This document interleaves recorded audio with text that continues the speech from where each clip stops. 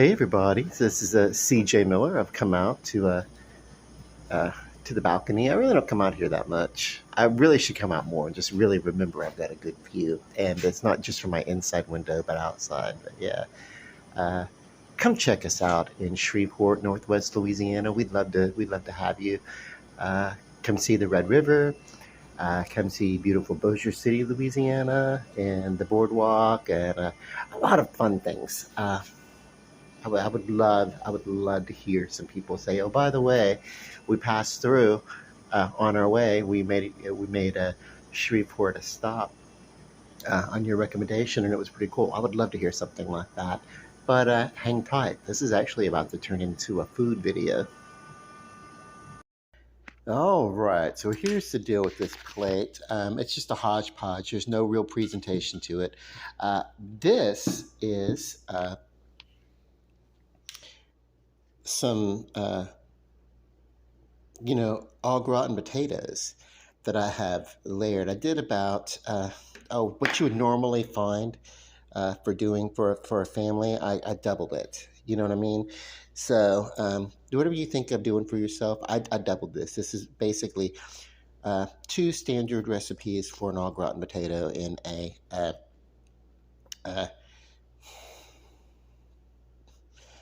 I want to say, well, I'll be honest with you, I did it in a square stovetop skillet, a thick square stovetop skillet. It's probably about a 9 by 9.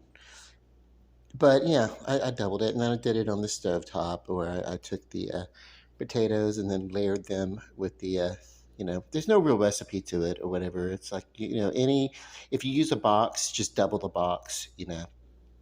But yeah, I did that. And then I layered it with ham that I had some ham on hand. So ham on hand. And so I threw that into the mix. You could find recipes for au gratin potatoes or scallop potatoes. Um, Au gratin being the more cheesy of the two varieties.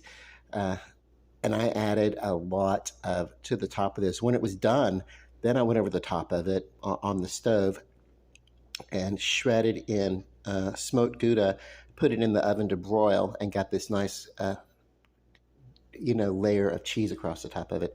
These here are just basically packaged hot wings. Kroger brand, actually, I got it from, no, Walmart. So whatever generic brand that Walmart had, and it wasn't. I didn't get the breaded kind. I saw these, and I was like, let's try them out. Uh, uh, so I'm going to give you a reaction on that. And then this is a fillet cut off of a T-bone, and because this is, I'm doing different little things on this plate, so I don't need a whole T-bone. Now I did do this to about medium, so we'll see what's up with it. That's the idea, that I would get about medium. I hope I didn't get it too done. Honestly, I would say I went beyond a medium well, and it's actually like at a perfect. It's just a slight pinkish in some parts, so it's just this side, uh, you know, just the medium side of well, but it's really closer to a well done. So, uh, but yeah, um, so it's m- uh, pink with very little fluid out of it. I would say this is probably a perfect well done. You don't want to go beyond this too much. Mm. Everything that I expected, knew that it would be, because I've had it before. Um, the green herbs, oregano, basil, um, and sage, and then black pepper, um, garlic powder, and granulated onion, all dried herbs, and that's the blend to taste. So I like a lot of herbiness. I'm going to try this chicken wing out. Hold on.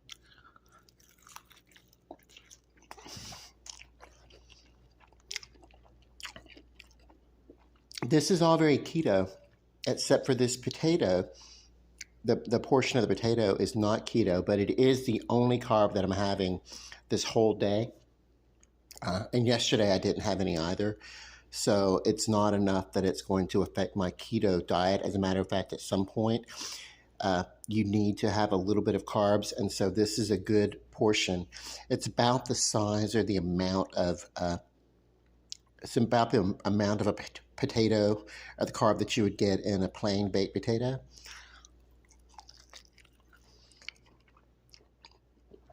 So it's just perfect, and it's just right for something like this. Um, these are good. These are just, just a generic. Um, they're not very spicy. I could see if I ate like a whole bag of them, the spice would accumulate. Spicy foods tend to do that. Sometimes when you take a bite of them and you're thinking, oh, that's not spicy at all. But by the time you get through the pile that's on your plate or whatever, then your mouth is like really feeling the sensation of it. A good crawfish is like that. Like if you, I'm from Louisiana, we eat crawfish down here. So I'm boiled and peeled crawfish, and so maybe you start tasting it, and it's like, they're not very spicy. They're not very flavorful. That's only the first few ones, and then you start tasting it, and then the flavors get all over your hands, and the flavor of it gets in your mouth and coats your mouth on the inside of your palate. And once it gets a good coating of that, then you really get to see the flavor become spicy as it accumulates. Creeper spice, I like to call it. So anyway, let me set this. I'm sorry for setting the bone on the plate. I know a lot of people don't like meat on the bone. I find a good marrow flavor enhances the meat. That's why I prefer meat on the bone. I prefer chicken on the bone. And I prefer dark meat chicken because it's got a lot more flavor than white meat. But hold on, let me try this out. This is good. This ham really throws it together.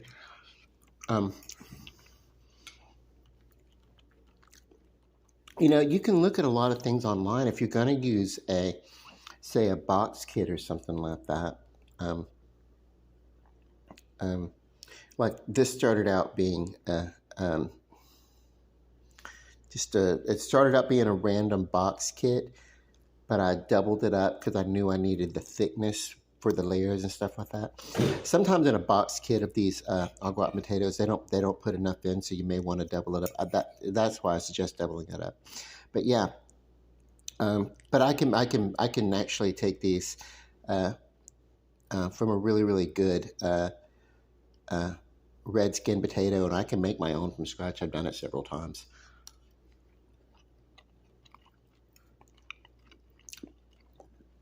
And basically, you just go ahead and you put your kit together or your recipe together, and then if you need to embellish upon it, like I added a lot of cheese.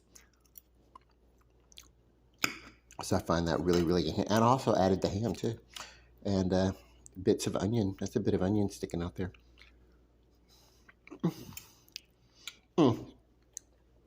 Anyway. Oh, what was I going to say? I had something interesting. Oh, maybe it's interesting, maybe it's not. This is something I've never actually done before, and we're all like, try new things. So why not try new things? And this is going to be so funny since I'm such a geek. People maybe will know this, or people would not know this because I'm so nerdy a lot, but. And I'm so nerdy that I used to be a member of the Society of Creative Anachronisms, and I used to put on tunics and costumes and go out on campouts, and we had like territorial kingdoms and things like that. That's the kind of nerd that I used to be when I was in my late teens going into my early adulthood, And so this is going to surprise a lot of people, but I have never been someone for RPG role-playing games. And tonight I went out with a friend. My friend was like a little bored, and like we'd pretty much done everything and seen everything, and it's like, what can we do? Blah blah blah. And we went over to the local Gamers XP and pulled a game off the sample shelf. I've actually bought a game, the same game that we played that we get used to playing and everything like that. We played it, and then it was like, okay, well, cool. And but we got wind of the fact that they were about to do a Dungeons and Dragons like introductory game or something like that. So it's like, okay, cool. Well, we've never done that, and I was like, I could take it or leave it. But my friend was like, no, let's do it. It's new. It's new. So, and yeah, it's not new. It's been around since like the 50s or 60s or something like that. But it was new for us, right? And it was like, okay, well, but I will say this: it was really fun. It was very interactive. Uh, the lady that was like, I guess she was the dungeon master at the table, where we were at, and working up a campaign and everything like that. But it's not all about. I mean, there was like one guy there that maybe was doing some sorcery, but he wasn't doing. He was doing like healing. Here, let me heal you with this. You know what I mean? There was no. I think.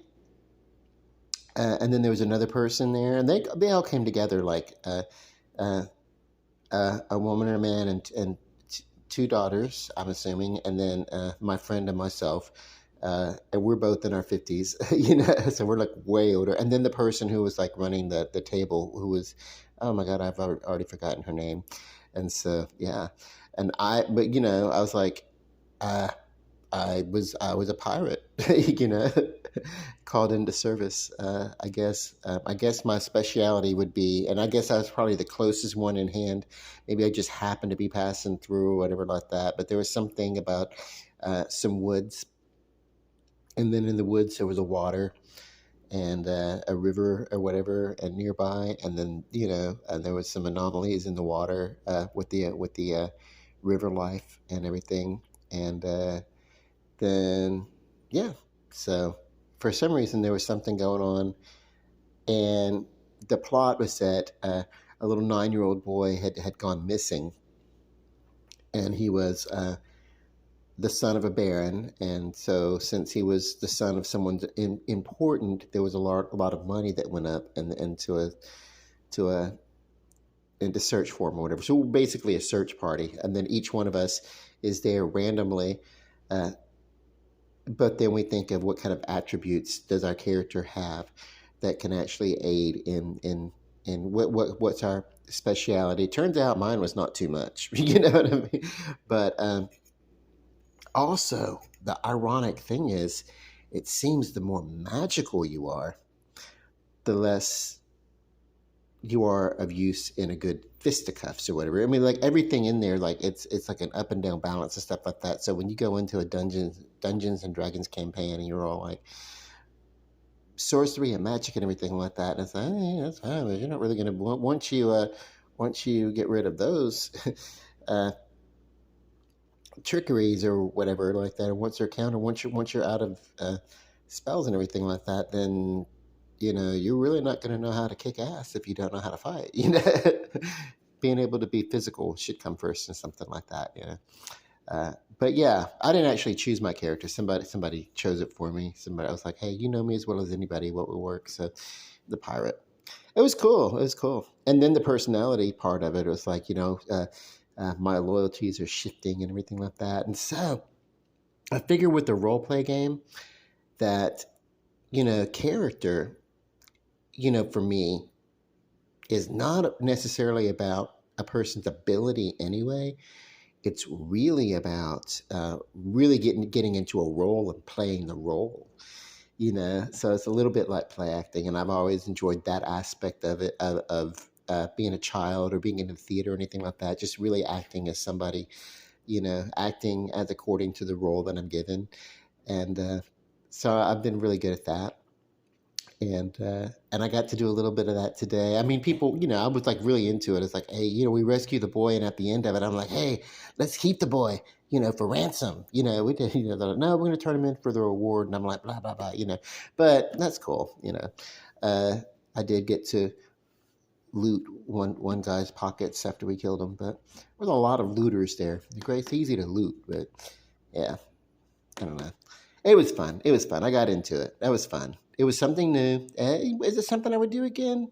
Yeah. Yeah, it is. I don't know if it's something I would do 2 or 3 times a week or every week or something like that, but every once in a while I'd go out and get something to try. Yeah. you know, because it really was fun.